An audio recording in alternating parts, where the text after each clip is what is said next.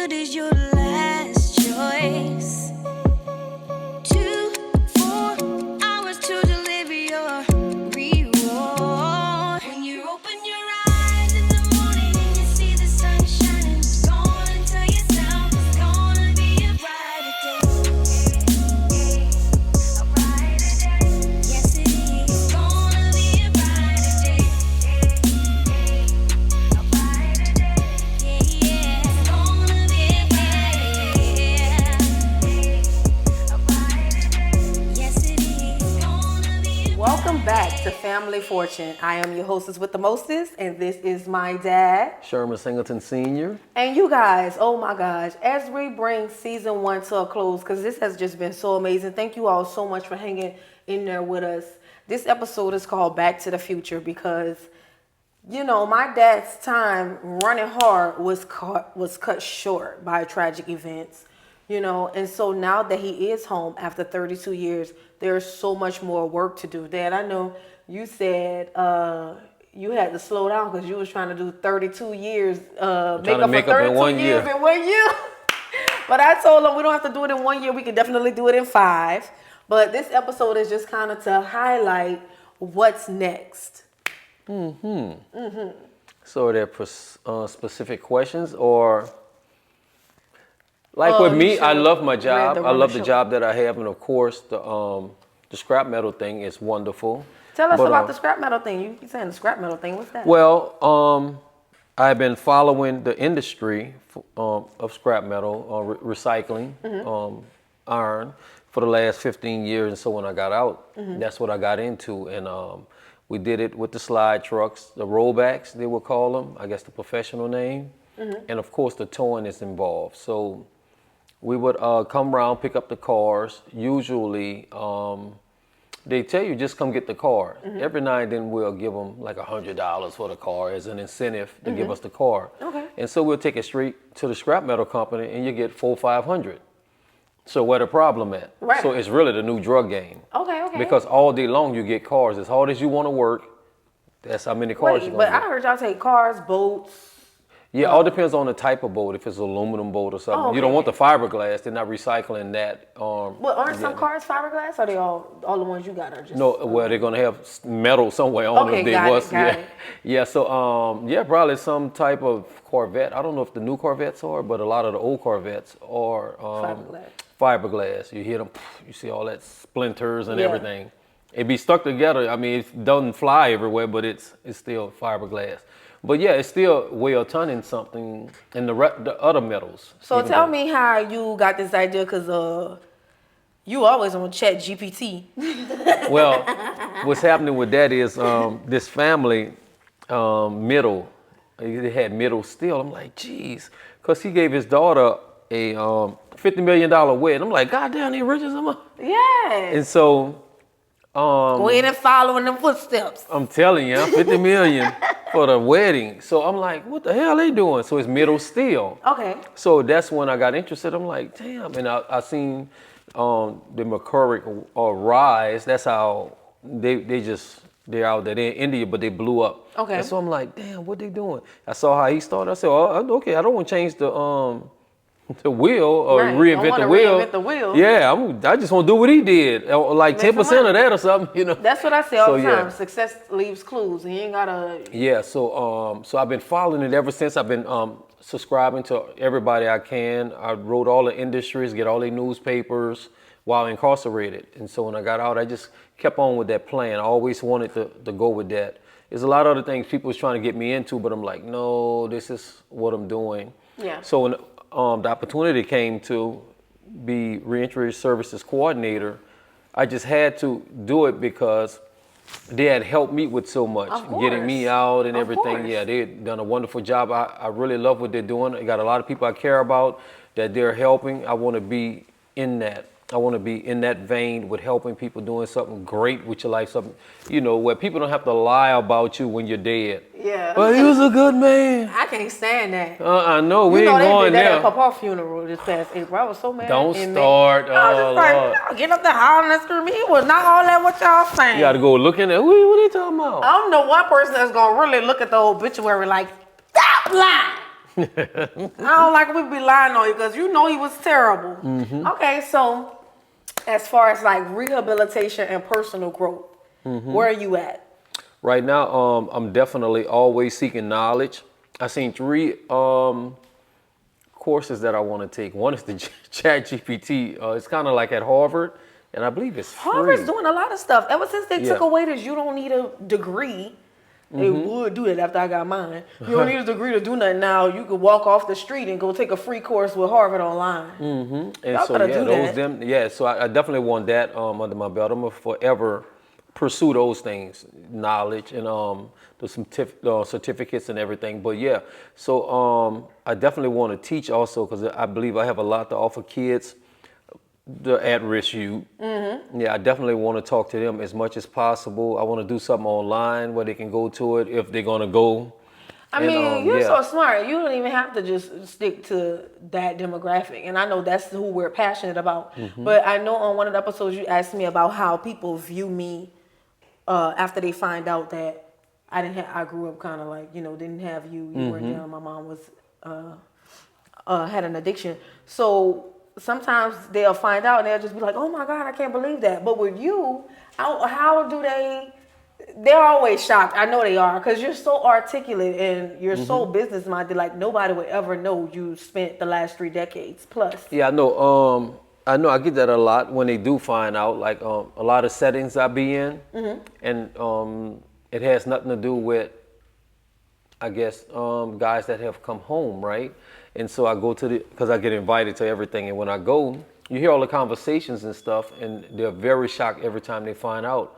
Especially because I be talking. A lot of times I give speeches and stuff, and it has nothing to do with. I also been in jail 32 years. So when I get off the stage and we go to talking, they're like, and then they'll find out they'll come back. I just heard over there. Yeah. No way. What can I do to help? Yeah. I'm like, you're doing Go ahead it. and help with them reparations until the state kick in and start paying that back child support. Okay? No. Okay, so we talked a little bit on the last episode about next season we're gonna have the family show up. Okay. So as far as like parenting and different things like that, what you thinking about for us? As far as you and I, The kids. So I know that you say you want to take it to back in the day when you had the ranch and the land, so we could get out there on our 4-wheelers, because we've been dreaming about it, and our horses and stuff. But in terms of like just growing as a parent with your adult kids and the grandkids and stuff, do you have any? Focusing more on the grandkids because they love me to death. I love that about them. Yeah, they Paw. Yeah, I'm gonna give them everything they want. But yeah, definitely. I definitely want to focus in because you all have your life. It's not going to change anything in your head. It is what it is. We can try to find some good, like you and I, we're going to always have a wonderful, crazy relationship because you're a beautiful beast, right? So with them, I think that we are going to have to work on it a little bit more. We're gonna have to overcome a lot of adversity. And I know it's probably easier to focus on the grandkids because they love you so much, but I think that's especially what Miki be so mad about, because she feels like when I spoke about being successful to spite motherfuckers, we're successful in spite of, but she feels like because we're such a crazy success and everybody's like, oh, well, they didn't have their parents and they kind of was thrown to the wolves, but look how successful they are, that people forget that we still hurting underneath it all. Like we still have gone through a lot of those things that everybody else's kids have gone through. Just because we rose above it doesn't mean that people don't need to come back and give us our just due. So I had to throw that out there just so you don't just focus on their kids, because they mad you just focusing on their kids. Because they are, what they said because at about this you point, mean. I figure at this point, 32 years later, okay, how do we move past this? Okay, we know this didn't happen. Where do we go from here? So if you, in your mind, feel, oh my God, this guy is this way. I don't know how I'm going to change that. Right, and the thing about it is, unfortunately, and I don't know how to really, what kind of psychology this is based around it, but even if you can't change and there is no resolve, your other children just want to feel like you're trying with them. 100%. And I'll try for the rest of my life, but I'm definitely not going to be Beating yourself down. all day For the long. sake People of it. having strokes. You ought to see that in jail. My God. Trying My to fix daughter don't things. love me. Next thing you know, he got a stroke. Oh, Oh my God! She Yeah, better go ahead on about take her it that business. far. I don't care. Yeah, look, don't take it that far. We ain't worried Yeah, about it. I'm They'll like, come back around. nah, I can't do that. I'm not gonna ever do that. I mean, okay, look, we could work. Oh, you need a couple of more years? Mm-hmm. Yeah, okay, it's been 32, but you need 3, 4 more? Okay. We'll work from that. Whenever you want to talk, I come see whatever you want to do. I have zero problems with it. And I just want to make sure that all the other parents out there understand, because parents, we get older and all of a sudden y'all got amnesia. Y'all don't remember when my mama hit me with the gumbo spoon and all of that. Like, they don't be remembering nothing. Like, you get up there and tell them about your whole, oh, this really affected me when you did such a, I never did that. Like, that's what we don't like. We don't like that because we get older and oh, they came out just fine. That does not negate the things that happen. So for the other parents out there, like, just listen to your kids. Like, even if it's something that you cannot fix. Like, one of my homegirls was telling me her daughter brought her to the counselor. And the whole time she thinking, oh my God, I hope nobody ain't done touch my child or molest my child or something. And About her. Yeah, the daughter was about, oh, you called me fat one day. And hey, sometimes it's just that simple. Yeah. Sometimes it ain't. Oh, they was on drugs. This person was in jail. I had to go to foster care. I had to. This person did this. Sometimes it's not even that deep. Some of these people weak, and things affect people's emotions differently. So I feel like, what is it for your parent to be like, "And I called your fat ass fat," and like they don't want to. Come on now, we need parents to really just acknowledge the child that's in us, the child that didn't get all of the care. So. I just want to make sure I threw that out there because you be taking your grandkids out all the time. You be taking me too, but I think your grown kids want you to take them. You want It costs money to take you somewhere. We went out twice this week. I'm like, oh Lord. And you still try to take me to the little Italian restaurant. I know, we're gonna go Ain't there. ready. Yeah, that's the most expensive one we're gonna be going Look, to. perhaps a salad. Perhaps not. Yeah, so definitely though, yeah, I mean, so long we're striving, we're working towards it, I have zero problems with it. But if I feel we didn't hit this, okay, well, let's back up a minute. Mm-hmm. And hopefully, it doesn't, one of us don't die first, and we'll come back and revisit this. Yeah. But in the meantime, give me them little bad ones. Yeah. So at least they can have a great experience with me. Going, to McDonald's, Second the Starbucks, chances. and all that. Yeah, and hopefully that helps. But like, hey, he's not that really bad of a guy from whatever who said. It doesn't matter where you got it from and all that. Because definitely not why I'm in jail, because I'm writing, I love you, you're the best, you can fly. Yeah. And all these type of things. So Yes. it didn't start then. We got to Right. start out there somewhere. So I don't know what I can do as far as that. I think the boys okay more than anything, though.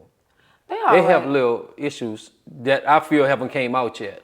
No, it's not that they haven't come out. What has happened with our brothers, your 3 sons, I think their biggest challenges in life have been trying to live up to the street hype, to the legend of the street stories.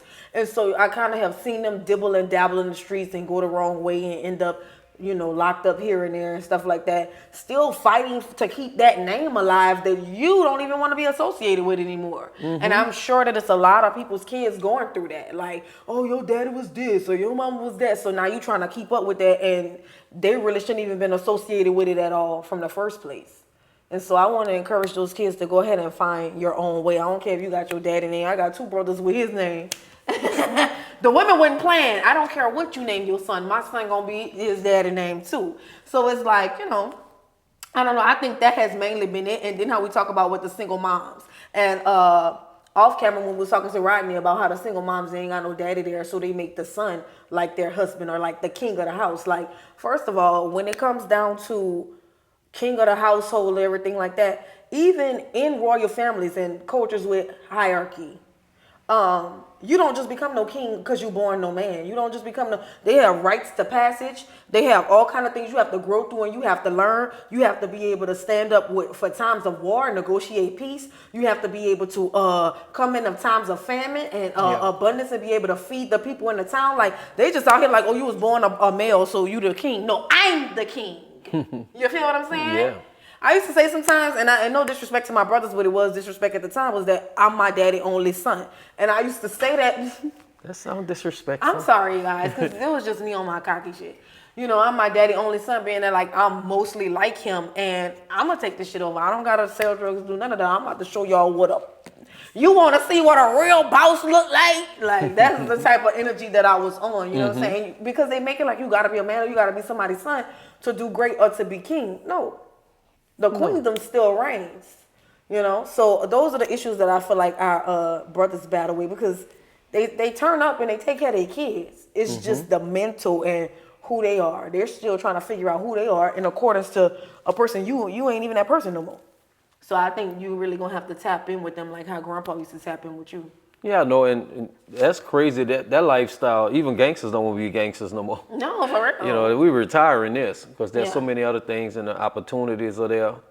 And if a person really out there selling dope knives, they really selling it to keep their habit going. Yeah, That's the most I can see. No, for real, because I don't know anybody like I could say, oh, okay, yeah, he a big dude like when we were all out there. I don't see any of that. I don't either.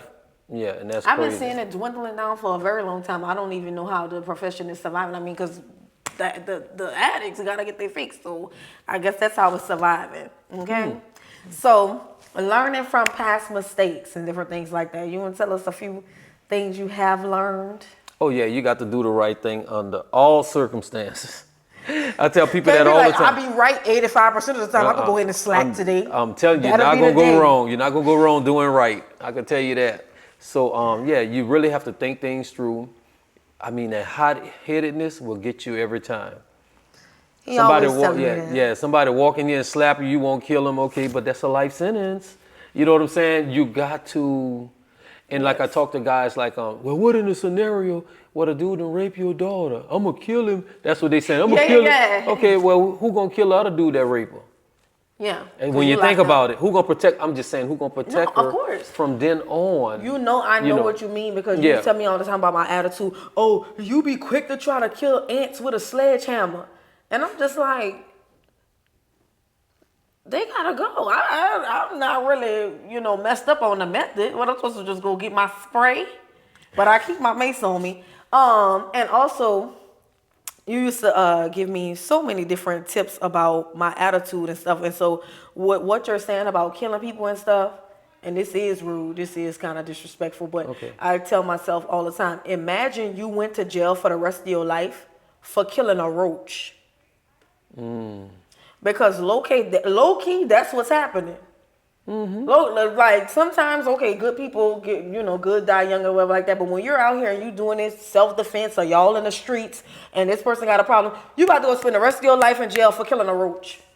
Yeah, since you really feel he's worthless, but he's worth your life. Come on now. That is crazy, and I tell the guys all the time that because I would say over the years I stopped at least 100 murders, and what I tell them is I say, look, if the guy is really who you saying he is, Yeah. you're not gonna have to kill him. Yeah.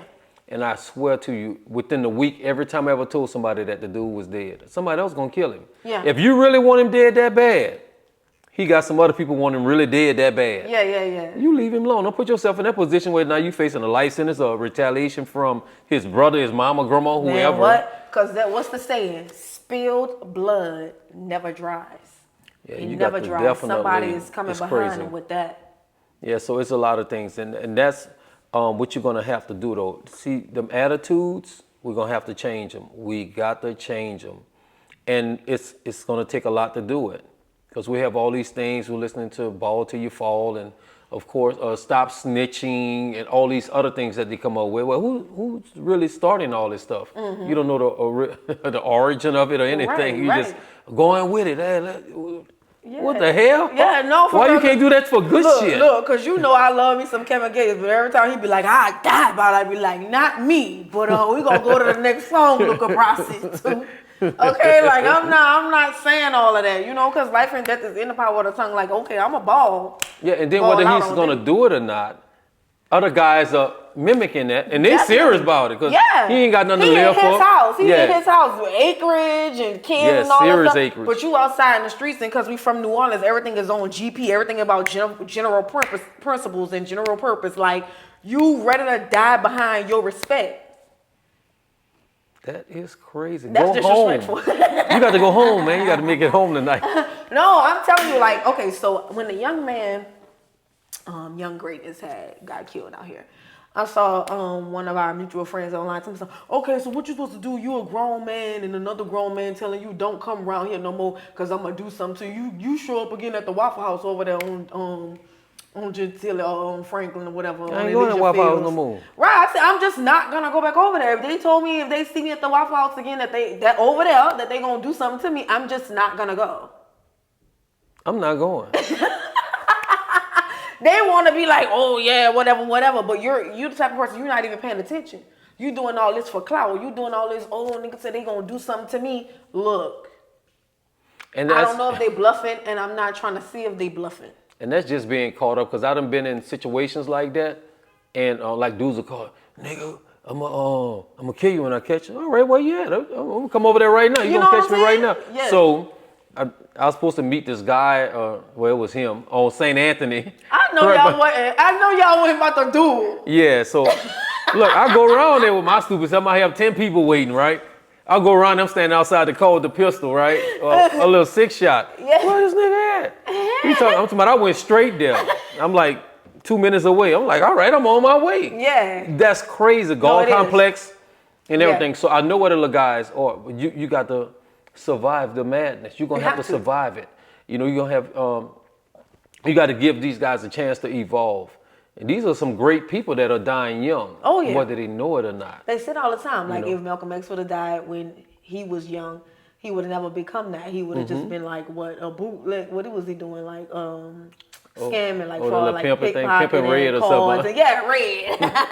Like, if he would have died at that moment, he would have been this. If Maya Angelou had died at 25, she would have been that. You know what I'm saying? Like, they turned around and became some of the greats. Like, people going to be saying their names forever.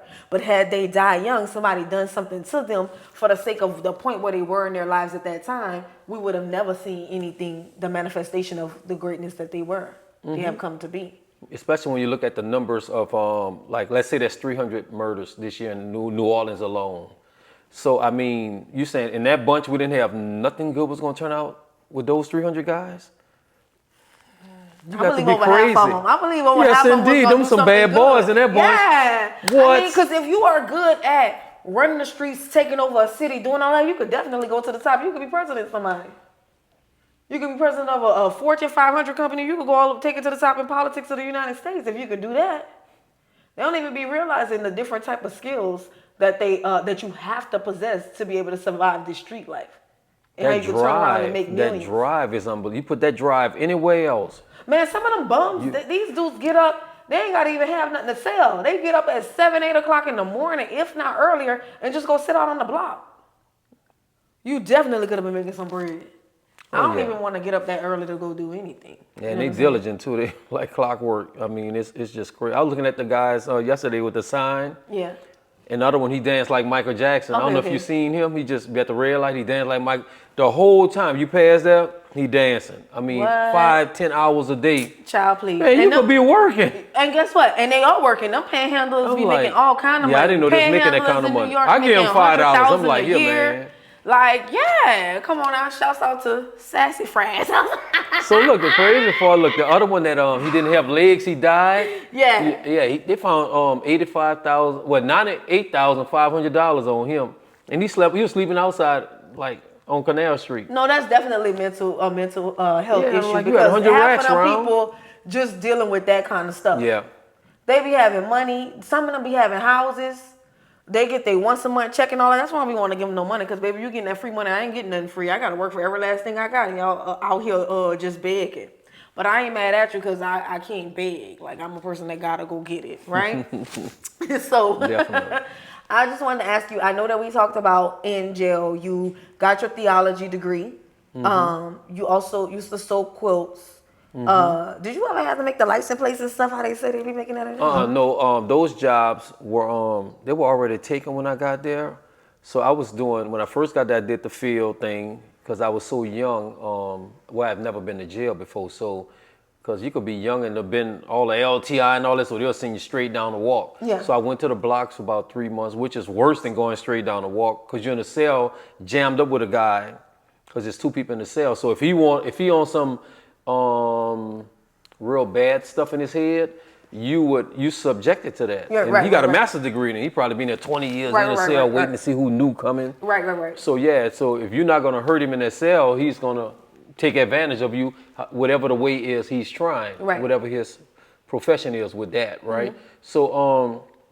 So I did just about all the other jobs, all the way up until Like working in the what, warden's Daddy? office. Look, I'm Oh well, because I know that you work at your last was the governor's mansion. Yeah. But when you was actually in the cell, like, what's the many different things? in the cell? No, I mean, just Angola. period in jail. Okay, so I was doing a lot of cooking. I went through culinary arts. I got that little diploma. I went through carpentry, got that diploma. So of course, once you get that, now they know you can do these things. Yeah. And so yeah, they use you in those capacities, perennially into into the stratosphere, right? Okay. Forever. So I was doing that. Then of course, once I got the theology degree from New Orleans Baptist Theological Seminary, you know, they were sending all the professors to us because we couldn't go to them. Right. So I started doing the ministry. I went on a missionary journey, which ended up Camp C instead of leaving the penitentiary. Okay. Yeah, started the drug rehab programs with them. Have you baptized anybody? No, I didn't baptize anyone. They got so many now that, yeah, and so that wasn't what I was doing. I was really on the TICO tier, which is really talking to guys that were trying to or have, those that have attempted to kill themselves. Okay. And so that was, You in the trenches. yeah, that was kind of, yeah, it was crazy because you can't stop walking up and down that tier when you're on it because you don't know who's trying to kill himself right now. So if you stop and just chill for a second, then you hear some, you know, or something like that. You're like, hold up, man. Yeah. You know, yeah, so yeah, it's crazy. Those are people yeah. that I feel like I can identify with because I cannot be. Yeah, I know confined. it's hard. It's hard because you listen to them like, this is not making any sense. That is no reason to kill yourself or something. You know, it's like any reason, but that definitely isn't. Right, right. And so, and people get tired. They're like, man, I don't see no way out other than this. Okay, I could kind of see where you're going with this, but I'm not doing it. You know? Yeah. It ain't never got that bad for me. I ain't gonna never ever think of that. Right. So, yeah, it was just, it's horrible. So I did that. I did all that for like 10 years, really back and forth. Then I did the hospice for 8 years. I had like 40 guys. Unfortunately, nobody lives because you got a 6 months or less diagnosis unless you're palliative. Whereas, you know, you kind of long term, like you get a stroke, you can't write or something. Well, I could write some letters to your family. I could help you brush your teeth or bathe, whatever. Okay. Yeah, that's long term. But usually, if you're in hospice, you got a 6 months or less diagnosis. So I did that for 8 years until I went. And I missed it. Look, I went back to the rodeo to see the guys a few times, and I asked the lady, could I come from the street there to finish doing my, because we had time slots. I Yeah. told her I wanted my time slot because it's crazy listening to guys. You would have to sit there and listen to guys that know that their end is near and talk about all the things that they wish they would have done. It's so motivating. It's heartbreaking, but it's also like, man, I need to live my life. Yeah. Because they're telling you all the things they wish they had done. Like even as far as going home, I should have burnt the jail down. Yeah. I should have did this. I should have filed more. I be thinking Yeah. about that. If I was in there, Yeah. I'd be trying to burn it down too. But Yeah. I'm in there like, how I get out when the fire's done? Oh, I I be know. coming up with something like that. Oh, I done seen some dudes I burning be while they watching in there. Mission Impossible, like, yeah, okay, that could have worked. Like, Sylvester Stallone and them got that extraction. Yeah, you and know all what I'm of saying? that, When they right? break out the jail and all that. I was thinking about you with all that. I was like, no, why ain't nobody thought about this? But yes, okay. All So of that yeah, is they had good. guys like one, he was in a wheelchair. He was just a pyromaniac. He burned up everything. What? Yeah, they had I think he burnt himself up by mistake and You know how they be come back. chiseling and doing holes in the wall. You seen any of that? Yeah, all the time. So what, they about to go through the tunnel and break out? Or getting out of cell with a person. Like, getting out- all okay, right, okay. you won't like they fussing. Anybody ever successfully broke out? They probably have. We don't know them. Okay, they ain't gonna tell them. Look, they ain't gonna tell them. Everybody I know slave got shot rebellions up. that was successful. Yes, Dad, I love it. But I would say create a program based around the things that Grandpa Herman taught you. So if there's anybody out there who can give us some information, if you're a financial advisor, a lawyer, whatnot, I'm gonna tell you this. So one of the things that I'm going through, and I know my dad, we've talked about it, he want to get back right. On both sides, my grandfathers had a lot of property. On my mom's side, my grandfather had a shop in historic uptown district. He ended up selling that from under the family right before he died. And then my dad's dad, this man went to the Vietnam War, came back, and really just got on his grind, on his grizzly. I'm talking about putting money into stocks and bonds, built 3 homes himself. And that was even before he went to the war because he was super young. But when he got back, he started buying things at auctions. And again, in true whoremongering fashion, that's why I like to call it. People be thinking they players. No, you the same name y'all call women when they doing it. His father, after his untimely demise, most of what he had to be broken down, right, between the women and the children. And with my dad being locked up, he didn't get his just due like he should. He had a sister that stole money all out of the fund, the trust fund and all that stuff. She had to go to jail for that. And you going back. But anyway, because I want that. You know, don't make me run in your house. So anyway, you know, it was a lot of little different underhanded stuff going on where the property and the money, like $400K in money, stocks and bonds and all that disappeared. The boat's gone, the property and the land. Come on now, like tap in, because we going for it. We might even get you a little cut. But with that being said, Daddy, I want to know, like, how do you feel about that, and what would you like to do going forward as far as us bringing that back or building it ourselves? Yeah, we're gonna have to build it ourselves. I like it. I think even once we accumulated, he had so many kids until once you break it down. I mean, the only thing that I really wanted was that house. The house he built when he was 16. He was a little kid. That house was cold-blooded. I watched them put the floors in all them years later. I watched them redo the floors when I was a kid. What my daddy had watched when he was a kid. Yeah, he used to take us every summer and we'll build houses and everything. And he would like sit there, look, this is how much I paid for the wood. This is how many hours I put in it. This gonna be the profit. I'm talking about, we were like 10, 11. We were like, okay, we hurry up because we gonna get $50 today, right? Yeah, we see what you're saying. So he fooled us one day and made us repeat it. Boy, look, that was it for them $50. Oh, y'all ain't learning nothing, y'all. Yeah. Y'all just hanging out and getting the money. Yeah, so I'm just gonna give y'all $10 there. Just, you know, whenever y'all pass by, pick up the 10. So now we're like, hold up, we need to be paying attention. It was a lot of lessons that he definitely was teaching us. And he was holding us by the hand. He was paying us to learn them. Yeah. And that was a big thing. So, yeah, there's a lot of things going on, but I think we should build our own. We're doing great. In the next year to 3, we're going to be definitely way up there because we're focused and we're definitely driven. We're educated enough. We're intelligent, smart, etc. And so, yeah, we're going to just build our own. I would still like to see that taken from the wrongful people and placed there for whoever need to chop it up and do whatever they need to do. But that's the only house I wanted out the 8 houses. Was the one he built when he was 16. That wood frame home, not even the brick homes. I don't even, the sentimental value, and that's not even there no more. Right. Yeah, some kind of way so somebody burned it down. Now, how you going to try to burn a house down for insurance money? You ain't got no insurance on the house. I'm just so tired of this family. You're trying to check out. I'm glad you home. You can't pick your family. I'm like, this is crazy. Yes. Okay. So I'm happy to hear that the things that Grandpa did, they will not go in vain. We're gonna get our just due, but even more so, I'm excited to be able to rebuild and build new things with you. And what we have is so precious. I mean, it's so we're gonna do great. Yes. Is there anything else that you would like to let the people know? I'd just like to thank them for watching, tuning in, and we'll delve a little deeper because I'm still kind of shy about releasing all the information. Because this woman here, she will expose your life. Then we should get mad chop on me. That's why I don't tell her nothing. Look, mad day coming. Messing with her, mad day coming. And mad day don't even last that long with me. Don't let nobody tell y'all, scare y'all off from me, because it could be a little bit intense. It can be intense. It's gonna be intense, then it's out there forever because you're gonna put it online. Look, I will expose you. Well, this story in particular, you guys, I hope that you guys have enjoyed it. I have to expose as much as I can. In 7 episodes, we haven't even scratched the surface. We done told them the summary of the movie. Cause I mean, this is definitely gonna be a movie. Get at us ASAP. You know what I'm saying? Before somebody else do it. Matter of fact, look, I'm really about to be a bidding war. Look, I'm on the phone with somebody right now. You might as well click in and offer some money.